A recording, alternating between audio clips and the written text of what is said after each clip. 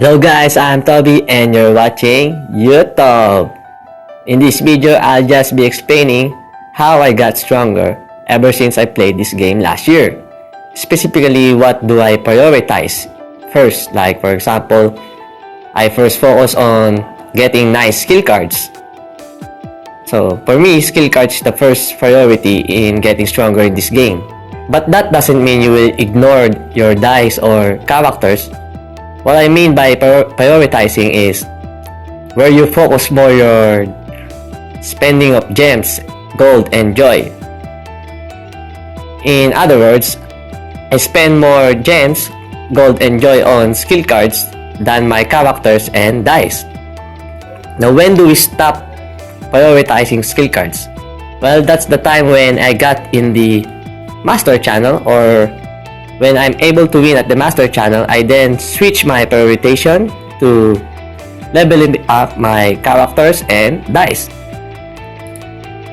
For example, if you already have a few 5-star skill cards, which is very easy now thanks to the different events for new players to catch up easily. You can even get a 6-star skill card for free on your first playthrough. So it's not really that hard to catch up. I don't know why others are whining or complaining about rich people. Oh, by the way, just to clarify, I've actually never spent a single penny in this game, and yet look at my skill cards. They are quite nice, right? So it's really a casual game for me. You don't really need spending. I believe spending will just make it faster or easier to get stronger in this game. But if you can farm or play a lot every day, at least 2 hours to 3 hours per day. That's my game time for every day. So it's really, you don't really need to play that long to get this to this level. My account level is 24, and I've been playing since last year, around 1 to 3 hours per day. Sometimes I don't even play in a day, and yet I got my character to diamond. Actually, I would never have made it to the diamond character if weren't for this new type of upgrading system. Some players are actually complaining about this system, but I really like it. For me, it's easier now to level up your characters and even maintain it to your current character. Like for example, if I upgrade this one, my platinum Doria will remain a Doria character. So you don't really need to get another Doria and get it to platinum to get a diamond Doria. So it's really easier for me now. Also, enhancing it is easier as long as you got a few 4 to 5-star characters and character enforcer. It's not that hard to get this. Actually, I got all this for free from events and missions. So it's really not that hard. But before you focus on your character, you try to use most of your gems on skill cards. You should, I believe you should save at least 700 gems first before you try purchasing skill cards here. Your first thing to do is the platinum grow, because it always has the purchasing promo. This doesn't disappear ever since the beginning of the game itself, and it just gets better. As you can see, at the third purchase you get a guaranteed 5 to 6-star skill card. So always save up at least 750 gems to draw 3 times here. Draw 3 times of the times 5 draw to get the purchasing promo.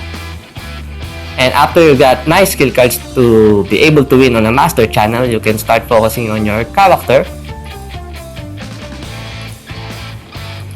and getting it to at least a max level gold character. A max level gold character is enough to win in a master channel, while for the Grand Slam, I believe you should have at least a platinum character. But even you just only have a gold character, you can still win in the Grand Slam, since this game relies highly on luck. So doesn't mean your opponent is very rich. You can not beat them anymore. You can still beat them. No matter how strong or weak you are in this game, you can either win a lot or lose a lot. So I don't see why some are complaining, since this game really relies highly on luck. But still, you need a nice character skill cards, or it will at least help you make more strategies in in matches. After you got a max level gold character, some nice skill cards, you can now focus on your dice. Well, to be more precise, as you focus on your skill cards or characters, you can draw fragments at least once per day, since there's a spend gem mission, right? Wherein when you spend 20 gems, you get 10 gems. So you can do premium draw once per day. But once you have around 1,000 gems, thanks to the freebies, events, and missions, you can do 1 VIP draw per day. Another tip is, if you're focusing on a specific dice, like for example the noble dice, you can use the VIP hot deal draw. If you have at least more than 500 gems, you can do 1 VIP hot deal draw per day. As long as you already have nice skill cards and at least a max level gold character, you can do 1 VIP hot deal draw per day. Also, another tip is, you can sell your other VIP dice fragments that you don't need. So I highly suggest to focus only on one dice. In my previous last year, I only focus on my rogues dice and make it to 5-star by just doing this premium draw once per day. I managed to make it 5-star. Yeah, I know. I think it took me 3 months or so to make this 5-star. Then when I got a free dragon dice fragment, I decided maybe I could try to max level this. So I followed the event mission, but I only made it to 3-star. But thanks to this powder shop, I managed to make it 5-star by waiting patiently for a dragon dice to appear here, then sell my other VIP dice fragments to acquire powders and use it to purchase dragon dice fragments. So doing my dragon dice, doing my leveling dragon dice, I no longer use premium draw. I actually using VIP draw, so I can get VIP dice fragments. Even though I don't get the dragon dice from VIP draw, I can sell it and get powders, then use it to purchase dragon dice. Then I think after 2 to 3 months, I managed to make it 5-star. Yeah, I know it's kinda long, but I don't remember. Do take note that I'm not playing a lot per day, only 1 to 3 hours. Sometimes I don't even play for a day. And yet, I managed to get a 5-star dragon dice without spending a single penny, since gems here are really easy to obtain. Sometimes I'm just surprised that I already have 2,000 gems, and what I do to those gems is purchase either skill cards or dice draw. Then, for the characters, I usually use Joy to get gold and character enforcers, or even the good XP kit. By the way, this is my last priority, the goods, since they are kinda not that useful compared to the characters, skill cards, and dice, but they're still useful, so you can still focus on it on the last priority. For the goods, simply purchase goods XP kit and focus on max leveling 3 to 4-star goods, because I highly suggest not to max level 5-star first, even though it's really strong, since it's very hard to max level this. Look, I'm still at level 4 on a 5-star. Having a max level 4-star goods is good enough. So, as a summary, you focus first on your skill cards, little on characters and dice, then after obtaining nice skill cards enough to win a master channel, then you can focus your gems on characters this time to max level your character to at least a max level gold character or platinum if you wanna go further to the Grand Slam channel.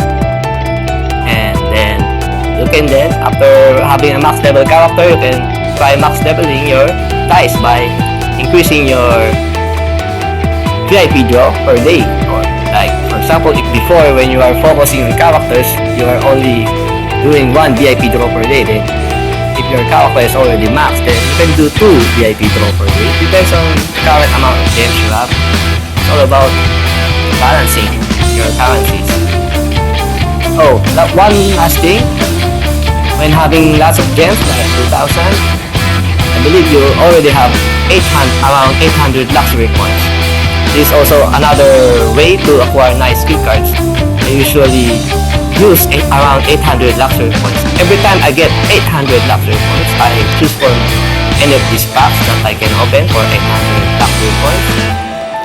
Then hope for a nice skill card. I managed to get a lot of nice skill cards here. I don't know, I think many are complaining because they are spamming their gems and luxury points on packs and drawing skill cards for characters. For me, I think you should not spam gems and luxury points. You should use it from time to time, not 5 times a day or consecutively. I usually use it once a week or twice a week, as long as it's not every day and not in a consecutive time. This to prevent you from acquiring the same skill card over and over again or wasting your points and gems. That's why I got these nice skill cards. I usually don't get the same skill card twice, but sometimes I do. But very rarely, since I don't spam my gems on skill card draws and spam my luxury points on the luxury shop. So that's the best tip I can give. Don't ever spam in any kind of game. Don't spam your cash in just one whole day, man. I don't know why a lot of people do that, but I think maybe because they're rich or sometimes they get lucky with doing that. I guess it depends on the game, but for me, most of the games that I played, I don't spam my cash, my gems. I just used it then from time to time, and so I get lucky sometimes. Like I acquired this from the Mega Spike pack. Also from combining skill cards. That's right, aside from skill card draw, if you already have nice 5-star skill cards, you can use 1 5-star skill card here that you don't need.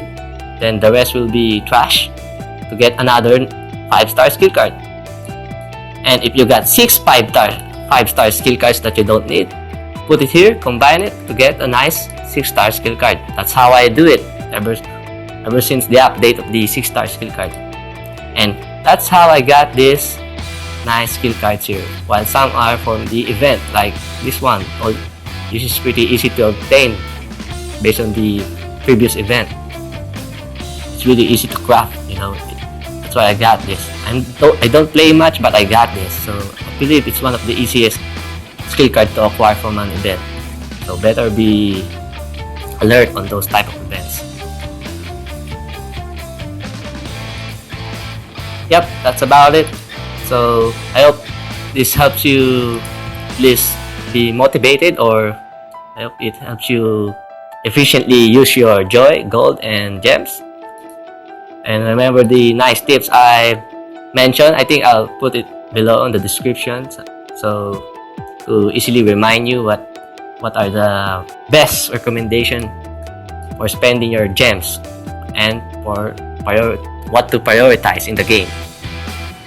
So thank you for watching, and don't forget to subscribe to my YouTube channel to get updates for more gameplay and strategic videos for Game of Dice.